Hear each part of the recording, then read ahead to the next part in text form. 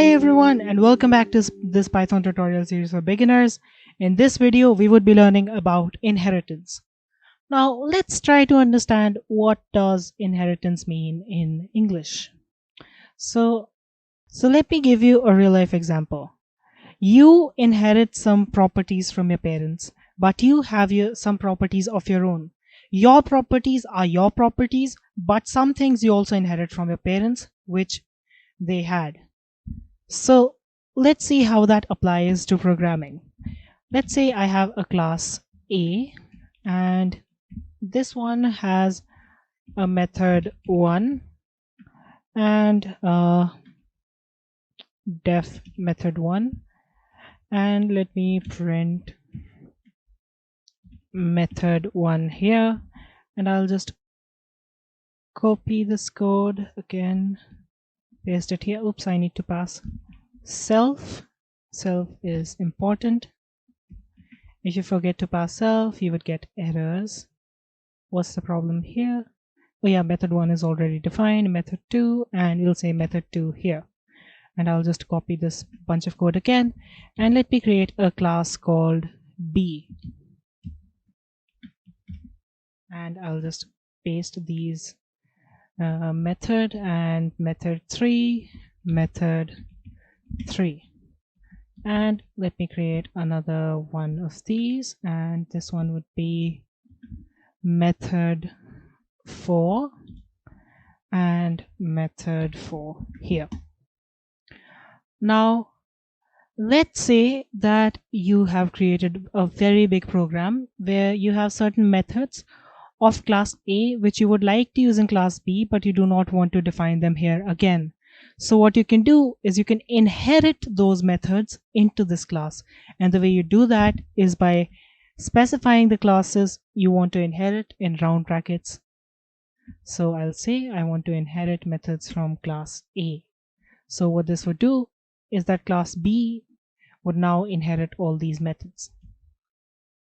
So let me create two objects, and this one would be A, lowercase a, is equal to A, and B is equal to B. Now A can use method 1, and now A can use method 1 and A can use method 2, but B can use method 1, 2, 3 and 4. You see, Visual Studio Code automatically detects that. Now just to show you that A cannot use method 3 and 4, I'll just try to write that method 3, and when I run it, I'll just make this a little bigger, and when I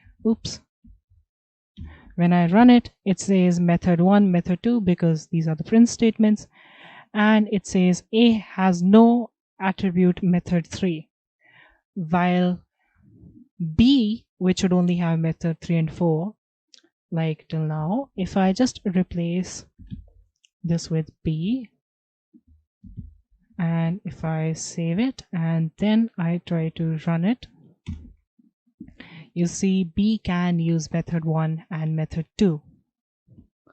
Now let's say that you have another class. Let's say you have a class C, and B does not inherit A, and you want class C to inherit both A and B. So I'll just create a method 5 for now, method 5, and I'll just print 5. And let's say you want to inherit methods from both A and B. So you just say A comma B here, and here I'll have to pass the self keyword that was causing errors, and now all the errors should be gone. Now you might be wondering that whose initializer do these methods use? So C can now, oops, I haven't created C yet. C is equal to C and C dot, and you can see it can use 1, 2, 3, 4, 5. So it can use all the methods since it is inheriting them. So you might be wondering that whose constructor method do these inherited classes use. So let's say def init here and self print a. So a would be printed out if it's using a's initializer. B would be printed out if it's using b's initializer. And C would be printed out if it's using C's initializer. Now let's create the object. C is equal to C and let's run it. So it says C.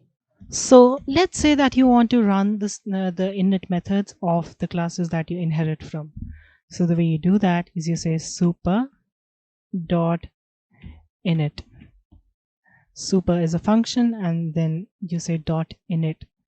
So now you see it says A and C, but even though it is inheriting from B, B's init is never run. So this is something called MRO, or method resolution order. So the class which you inherit from first, super takes that specific class and runs its initializer method or its constructor method. So a special preference is given to the first class that you inherit from, and that is something to keep in mind while working on projects. Thank you so much for watching this video, and I would see you in the next one. Goodbye.